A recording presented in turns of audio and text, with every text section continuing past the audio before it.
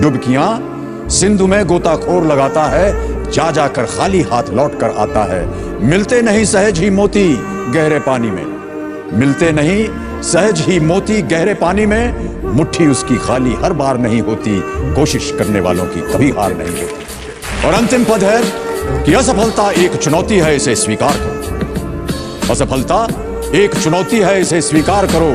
क्या कमी रह गई देखो और सुधार करो। जब तक न सफल हो नींद चैन को त्यागो तुम, जब तक न सफल हो नींद चैन को त्यागो तुम, संघर्ष का मैदान छोड़कर मत भागो तुम।